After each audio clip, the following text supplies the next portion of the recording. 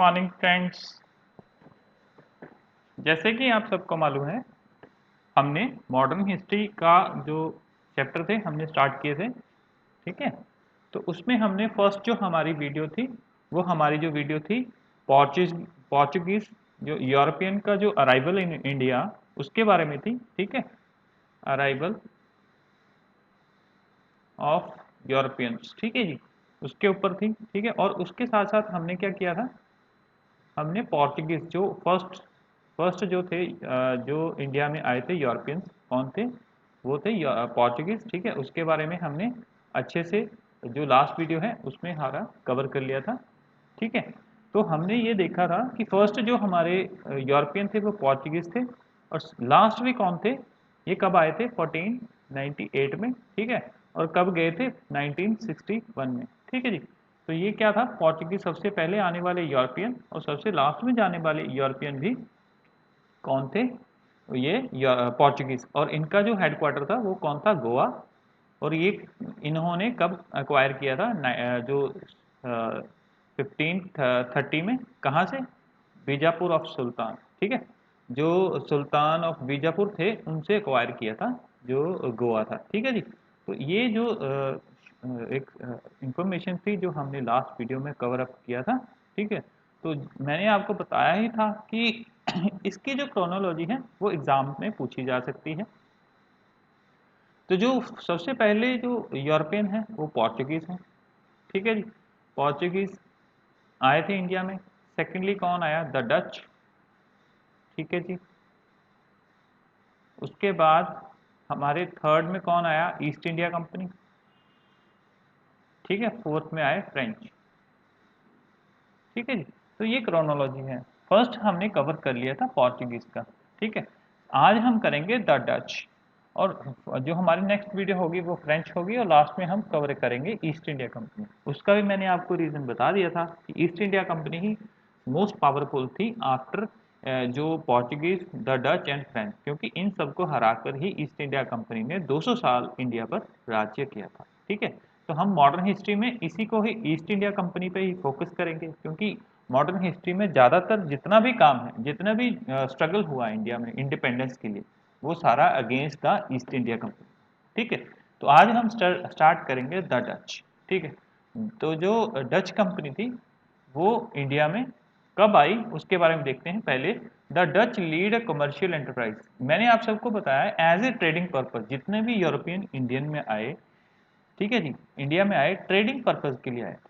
ठीक है जी, क्योंकि इंडिया में क्या था, स्पाइसेस, ठीक है जी, डायमंड्स, और जो सिल्क जो था इंडिया में वो काफ़ी भरपूर मात्रा में था। ठीक है, और इसकी जो डिमांड थी वो यूरोप में काफ़ी थी। तो क्या था, जो जितनी भी कंपनीज इंडिया में आई उन्होंने सबसे पहले द पोर्चुगीज जो हमारा इंडिया में आया था। ठीक है जी, तो वास्को डी गामा ने जो फर्स्ट शिप लेके गया 1499 में, तो उसमें उसको क्या हुआ था, सबसे ह्यूज प्रॉफिट हुआ उसको फर्स्ट ट्रेडिंग में, और 1501 में फिर से वो वापस आया, और सेकंड वॉयज में उसको काफ़ी मुनाफा हुआ। इसको देख के क्या हुआ कि जितने भी यूरोपियन कंट्रीज थी उन सब ने क्या सोचा कि हम भी अपना अपना जो ट्रेडिंग के पर्पज़ के लिए हम ईस्ट की तरफ जाएंगे, मतलब इंडिया में जाएंगे, और वहाँ से हम ट्रेडिंग शुरू करेंगे, सो दैट कि हमें मुनाफा काफ़ी हो। बट हुआ क्या, हुआ ऐसे कि जैसे जैसे वो इंडिया में आते गए उन सबको लगा कि हाँ, इंडिया में जो पावर्स हैं वो बटी हुई हैं। तो धीरे धीरे क्या हुआ, उन्होंने अपनी यहाँ पे सेटलमेंट करना शुरू कर दी, और फिर धीरे धीरे east India company most powerful जो कंपनी थी वो उभर कर आई, और उसने इंडिया में 200 साल राज्य किया। ठीक है जी, तो डच क्या थी, as a trading commercial enterprise. ठीक है, मैंने आपको बता ही दिया, commercial enterprise, voyage to East India. East East मतलब मैंने आपको बताया ही था कि हमारा यूरोप जो है वो वेस्ट साइड है, तो ईस्ट की तरफ हम इंडिया ईस्ट की तरफ आता है। ठीक है जी, उसके बाद the first Dutchman to reach Sumatra. Sumatra में जो फर्स्ट डचमैन था वो कब आया, 1596। ठीक है जी, और 1601 में the state general of Netherland amalgamate many trading companies into East India company of Netherlands.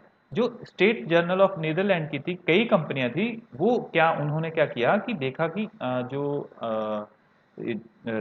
Portuguese हैं उन्होंने काफ़ी प्रॉफिट किया है, तो उन्होंने काफ़ी कंपनीज को अमलगामेट करके एक कंपनी को बनाया, East India company of Netherland. ठीक है, तो वो जो थी वो कब आई इंडिया में? वो आई आपकी 1602 में, और उन्होंने फर्स्ट फैक्ट्री जो थी मछलीपट्टनम में 1605 में एस्टैब्लिश की। ठीक है जी, तो ये जनरल इंफॉर्मेशन है डच, क्योंकि इनका जो काम था, इसका जो कार्य था और इनके जो द्वारा जो काम किए गए इंडिया में बहुत कम थे, इसलिए इनकी जो इंट्रोडक्शन है बहुत कम है। इसके बारे में हम इतना जो हमारी हिस्ट्री है उसमें भी इतना काफ़ी कुछ क्वेश्चंस नहीं आते हैं। मोस्ट जो है हमारी क्वेश्चंस जो बनते हैं वो French company, the east India company and Portuguese. तो पर फिर भी इसका ये एक टॉपिक है हमारे उसका, तो हम जो हमारी हिस्ट्री है तो हम इसको कवर करेंगे। ठीक है जी, तो हम स्टार्ट करते हैं। The Dutch belong to which country. ठीक है, फर्स्ट जो इसका क्वेश्चन है, the Dutch belong to which country? The Holland. ठीक है, द पीपल ऑफ हॉलैंड उसको क्या बोलते हैं? नीदरलैंड। ठीक है जी, तो फर्स्ट क्वेश्चन क्या है? They are people of Holland, मतलब नीदरलैंड के जो पीपल थे उसको हम क्या बोलते हैं? The Dutch country. Who is the first Dutch to reach Sumatra? ये क्वेश्चन काफी बार रिपीटेड है 1596 में।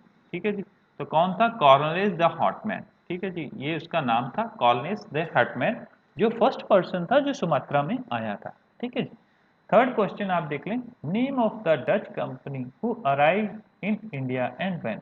East India company of Netherland 1502 में इंडिया में आई। ठीक है जी, ये आप देख लें। फोर्थ क्वेश्चन आप देखें। When and where the Dutch establish their first factory in India? मैंने आपको ऊपर बताया ही था, मछलीपट्टनम में 1605 में फर्स्ट फैक्ट्री इन्होंने एस्टैब्लिश की थी। ठीक है जी, तो ये आपको सबको ध्यान देना। ठीक है जी, उसके बाद जो अपना जो नीदरलैंड जो ये आप थोड़ा सा इसको करेक्ट कर लें, ये 15 में लिखती है, ये 1602 है। ठीक है जी, उसके बाद when the Dutch capture the जो साइलोन, साइलोन को पहले पहले श्रीलंका को साइलोन बोला जाता था। ठीक है, और वो पोर्चुगीज के अधीन था। तो 1656 एडी में क्या हुआ? डच एंड पोर्चुगीज के बीच में फाइट हुई। उस फाइट में क्या, जो श्रीलंका था पोर्चुगीज से डच ने क्या कैप्चर कर लिया। ठीक है, उस फाइट में क्या हुआ कि पोर्चुगीज हार गए, और जो साइक्लोन था श्रीलंका था उसको डच के अंडर आना पड़ा। ठीक है जी, उसके बाद ये देखिए, जैसे जो पोर्चुगीज थे उन्होंने हेडक्वार्टर क्या बनाया? पहले हेडक्वार्टर उनका था कोचीन। ठीक है जी, ठीक है जी, उसके बाद जो अल्नीनो था उसने क्या किया? गोवा को हेडक्वार्टर बनाया। ठीक है जी, गोवा को हेडक्वार्टर कब बनाया? 1630 को। ठीक है जी, 1530 को। ठीक है जी, ये सब आपको ध्यान में रखना है। 1530। ठीक है जी, तो ये आपको ध्यान में रखना है। उसके बाद जो ये आपका जो नेक्स्ट क्वेश्चन है वो देख लें। Where Dutch made their headquarter? ठीक है जी, डच ने कहाँ बनाया? पुलिकट, तमिलनाडु। ठीक है जी, जो अपना पोर्चुगीज था वो गोवा था। ठीक है, उसका कितना जो हेडक्वार्टर था जो डच का था वो पुलिकट, तमिलनाडु। ठीक है जी, उसके बाद आपका when Dutch took the Portuguese fort from the Malabar coast, मतलब जो पोर्चुगीज के जो फोर्स थे, जितने भी सेटलमेंट थी मालाबार कोस्ट मतलब केरला के साइड में, वो डच कंपनी ने कब मतलब उनसे छीन लिए? तो वो 1671 में। ठीक है, 1671 में फिर से फाइट होती है, वो पोर्चुगीज के जितने भी फोर्स हैं वो उनसे छीन कर डच अपने अंडर कर लेते हैं। ठीक है जी, उसके बाद eight question. Nagapattinam Madras captured by the Dutch from the establishment of their foothold in south. ठीक है जी, साउथ में अपने फुटहोल्ड मतलब अपने आप का जो रुतबा है उसको जमाने के लिए डच ने पोर्चुगीज से जो नागापट्टनम है उसको छीना। और कब ये छीना था? वो Nagapattinam captured by the Dutch from the Portuguese. ठीक है जी, उसके बाद which of the good they made huge amount of profit by making them monopoly.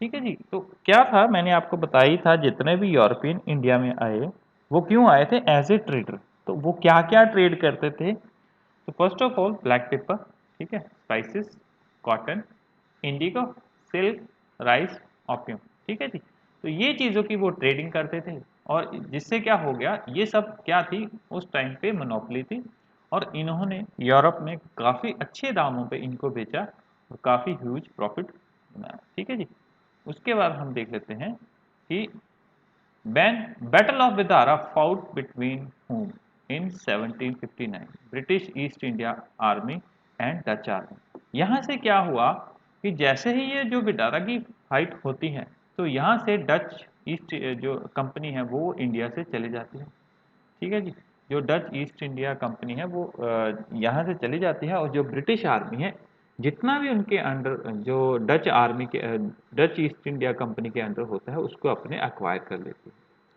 तो जो डच कंपनी है उसके बारे में जो हमारे रिलेटेड इंफॉर्मेशन जितने भी उतने क्वेश्चन हैं हमने सब कवर कर लिए हैं।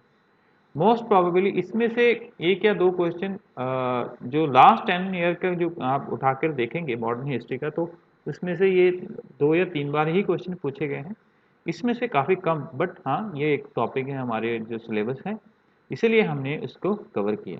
तो अगर आपको जो हमारी नेक्स्ट वीडियो होगी वो फ्रेंच पे होगी, वो मोस्ट इंपॉर्टेंट है।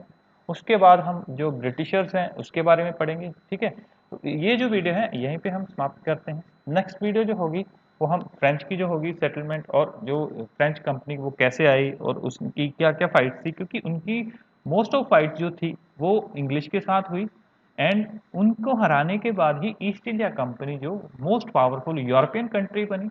उसके बाद उन्होंने जो बंगाल के जो नवाब थे उनको हराया, और फिर धीरे धीरे उन्होंने कर्नाटका वॉर के साथ साथ साथ करते हुए फिर उन्होंने पंजाब को हराया, और लास्टली उन्होंने क्या किया, पूरे इंडिया को अपने अंडर ले लिया। ठीक है जी, 1558 के। तो अगर आपको ये जो वीडियो है अगर आपको अच्छी लगती है, please like and subscribe. Thank you.